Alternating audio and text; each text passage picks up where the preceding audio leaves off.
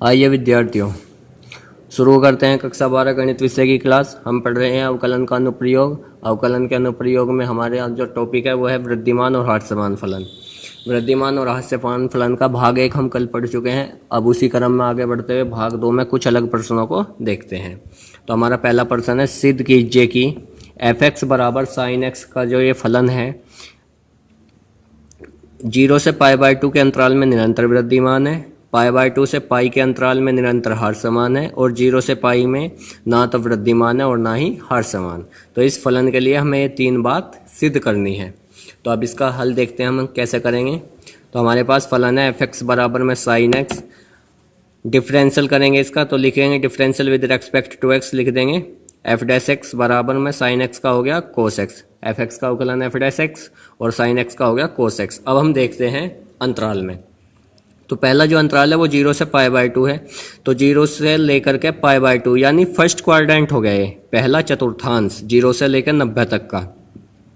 तो 0 से लेकर 90 तक cos x हमेशा प्लस का होता है। cos 0 का मान 1 होता है। ऐसे ही आप सभी देख लें कि फर्स्ट क्वाड्रेंट में cos x जो है हमेशा प्लस का है, क्योंकि सारे ही प्लस के हैं फर्स्ट क्वाड्रेंट में। तो अगर वो प्लस के हैं तो वो 0 से बड़ा हुआ। तो अब हम यहाँ लिखेंगे f' बड़ा है 0 से फर्स्ट इस अंतराल में। तो अगर 0 से बड़ा है तो इसके लिए हमने कल सूत्र भी पढ़े थे। तो f' अगर 0 से बड़ा है तो क्या लिखेंगे, अतः फलन इस अंतराल में निरंतर वृद्धिमान है। ठीक है। अब सेकंड पार्ट। तो सेकंड जो है अंतराल है π/2 से लेकर के पाई, यानी कि 90 से लेकर 180 तक। 90 से लेकर 180 तक हो गया सेकंड क्वाड्रेंट। सेकंड क्वाड्रेंट में कोस होता है माइनस का, तो माइनस की संख्या सारी आएंगी। तो अगर सारी संख्याएं माइनस की आएंगी तो वे क्या होंगी, 0 से छोटी। तो इसलिए लिखेंगे इस अंतराल में f' छोटा है 0 से, अतः अंतराल π/2 और पाई में निरंतर हास्यमान है। ये जो हमारा फलन है वो निरंतर हास्यमान है। अब देखते हैं थर्ड पार्ट। थर्ड पार्ट में जो अंतराल है, अंतराल 0 से पाई में f'। अब 0 से 180 तक जो cos x है, f' की वैल्यू cos x है ना, तो जो cos x है वो ना तो लगातार प्लस का है और ना ही लगातार माइनस का है। भाई ना तो वो 0 से लेकर 180 तक लगातार प्लस का है कहीं भी, और ना ही लगातार माइनस का है। तो इसलिए जब लगातार ना ही प्लस का है ना ही माइनस का, तो अब हम क्या लिखेंगे, अतः फलन अंतराल 0 से पाई में ना तो वृद्धिमान है और ना ही हास्यमान है। भैया तो 0 से लेकर 180 तक लगातार प्लस का होना चाहिए।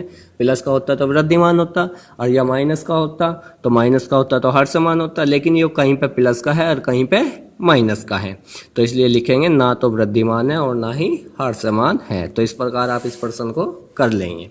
अब इसी क्रम में आगे बढ़ते हुए हम अगला प्रश्न देखते हैं। अगला प्रश्न है, अंतराल ज्ञात कीजिए। तो इस बार हमें अंतराल ज्ञात करने हैं जिनमें f(x) हमारा जो फलन है उसकी वैल्यू दी हुई है 2x⁻³ - 3x² - 36x + 7 से प्रदत्त फलन निरंतर वृद्धिमान और निरंतर हास्यमान है। मतलब निरंतर वृद्धिमान होने के भी अंतराल बताने हैं और निरंतर हास्यमान होने के भी अंतराल बताने हैं। तो अब हमारा जो फलन है उसे लिखेंगे। फलन है f(x) बराबर 2x⁻³ - 3x² - 36x + 7। इसका अवकलन करेंगे differential with respect to x। जब हम अवकलन करेंगे तो f(x) का अवकलन होगा f'(x). यहाँ से आप अवकलन बड़े आराम से अब कर सकते हैं कि 3 आगे लेकर के जाएंगे तो 3 दूनी 6, घात 1 कम लिख देंगे। ऐसे इस 2 को आगे लेकर के जाएंगे तो 2 3 6, घात 1 कम लिख देंगे। 36 कांस्टेंट ऐसे ही लिखा जाएगा, x का अवकलन 1 हो जाएगा। 7 एक कांस्टेंट है तो इसका 0 हो जाएगा, क्योंकि यहाँ पे x नहीं है। अब आप देखते हैं यहाँ इन तीनों संख्याओं से 6 कॉमन है। 6 कॉमन लेने के बाद बच गया x² - x - 6। अब आप इसको सोल्व अगर कर लेते हैं तो 6 के ऐसे फैक्टर जिन्हें माइनस करके यहाँ पे 1 आ जाए तो 3 और 2 फैक्टर बनेंगे। जब आप इसके गुणनखंड करेंगे तो ये आ जाएगा 6x - 3 और x + 2। अब आपको अंतराल ज्ञात करने हैं तो आप लिखेंगे अंतराल ज्ञात करने के लिए f' किसके बराबर लिखेंगे, 0 के बराबर। तो जब आप इस वैल्यू को 0 रखेंगे तो x की एक वैल्यू आएगी +3 और एक वैल्यू आएगी -2। अब इन वैल्यू को आपको नंबर लाइन पर दिखाना है। तो x बराबर -2 और x बराबर 0, x बराबर 3 संख्या रेखा को देखो कैसे दिखाएंगे। जो हमने एक लाइन बनाई तो यहाँ बीच में जीरो होगी, कहीं मान लो ये जीरो है तो जीरो से इस तरफ को चलेंगे तो माइनस की, इस तरफ को चलोगे तो प्लस की, तो ये हो गया -2 और ये 3। लेकिन संख्या रेखा तो अनंत तक जाती है, अब इस तरफ को जा रहे हो तो ये प्लस की अनंत और इस तरफ को जाएंगे तो माइनस की ओर अनंत। ठीक है, अब हमारे ये यहाँ से अंतराल बन रहे हैं, माइनस अनंत से लेके -2 से लेके 3 और 3 से लेके अनंत, ये 3 अंतराल बन रहे हैं। अब हम तीनों अंतराल में देखते हैं कहाँ पे f डैश एक्स प्लस का है और कहाँ पे f डैश एक्स माइनस का है। तो अब आप देखेंगे जब x बिलोंग करता है माइनस अनंत से -2 के बीच में, माइनस के अनंत से -2, यहाँ से कुछ भी वैल्यू आप रखें तो f डैश एक्स जो होगा, f डैश एक्स वो हमेशा कैसा होगा, वो हमेशा माइनस का होगा। क्यों होगा, देखो मान लो आपने यहाँ से कोई भी वैल्यू रख दी, 5 रख दी माइनस का, तो अब आप यहाँ रखेंगे 6 ऐसे ही, देख लेंगे एक बार 6 ऐसे ही, ये माइनस का 5 माइनस का 3 तो माइनस के 8 हो गए, या माइनस का 5 और प्लस का 2 तो यहाँ बच गया माइनस का 3, तो ये बच गया -8, ये बच गया -3, दोनों की गुणा कर लो तो माइनस माइनस की गुणा क्या होगी, प्लस, गुणा करके जो भी आएगा वो देख लेंगे। तो ऐसे ही अब आप कुछ भी संख्या देखेंगे तो ये हमेशा प्लस ही आएगा। ठीक है, तो इसलिए अब हम लिखते हैं कि x बिलोंग करता है माइनस अनंत से -2 के बीच में अगर कहीं पे भी, तो f डैश एक्स हमेशा प्लस का होगा।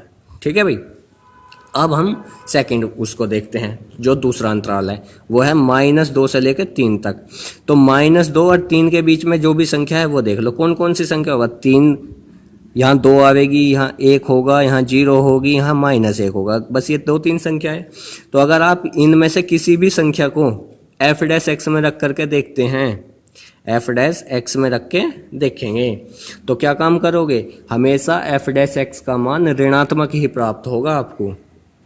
आप रख करके देख सकते हैं, -1 रख लीजिए आप, तो यहाँ 6 है, माइनस का 1 यहाँ आ गया, माइनस का 3 यहाँ पहले से ही है तो ये हो गया -4। अब यहाँ बच गया -1 + 2 तो यहाँ तो 1 बच गया। तो -4 की गुणा जब 6 में करोगे तो -24। चाहे आप किसी भी संख्या को आप रख के देख लीजिए, अगर x बिलोंग कर रहा है -2 से 3 के बीच में तो f डैश एक्स का जो मान है वो हमेशा ऋणात्मक ही होगा। अब तीसरा अंतराल है 3 से लेकर इन्फिनिटी तक। तो 3 से लेकर जब हम इन्फिनिटी की ओर चलेंगे, प्लस की संख्या है, तो अगर हम उसमें से किसी भी संख्या को रखेंगे, 3 से लेकर अनंत तक के बीच की किसी भी संख्या को अगर आप f डैश एक्स में रखोगे, f डैश एक्स में, तो f डैश एक्स का मान हमेशा धनात्मक होगा।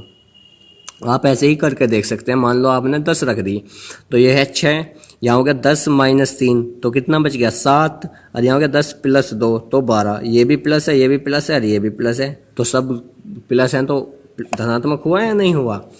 तो अब आप ऐसे इन्हें किसी भी संख्या से चेक कर सकते हैं। अब आप इनके अंतराल बनाने देख लीजिए। तो अब हम देखते हैं अंतराल, एक तो है माइनस अनंत से लेकर के -2 और दूसरा है 3 से लेकर के अनंत। इन दोनों में फलन क्या है, धनात्मक है। तो ये 2 अंतराल हैं, तो इसलिए इन दोनों को यूनियन के रूप में आप लिख सकते हैं। तो क्या लिखें, अंतराल माइनस अनंत से -2 यूनियन 3 से लेके अनंत में निरंतर वृद्धिमान फलन है। क्यों है, क्योंकि f डैश एक्स निरंतर वृद्धिमान फलन क्यों है, क्योंकि f डैश एक्स हमारा इन दोनों अंतराल में कैसा है, प्लस का है। तो वृद्धिमान फलन का अंतराल ये हो गया। अब इसमें ऋणात्मक है तो ये हर समान का हो जाएगा। अंतराल -2 और 3 में f डैश एक्स का मान ऋणात्मक है, अतः फलन निरंतर हर समान है। तो हर समान होने का अंतराल क्या है, -2 और 3। आप इस प्रकार से कभी अंतराल बना सकते हैं। तो अब आप अपनी जो बुक है उसके क्वेश्चन करेंगे, और अगर किसी क्वेश्चन में कोई दिक्कत है तो वो आप ऐप पर सबमिट कर देंगे।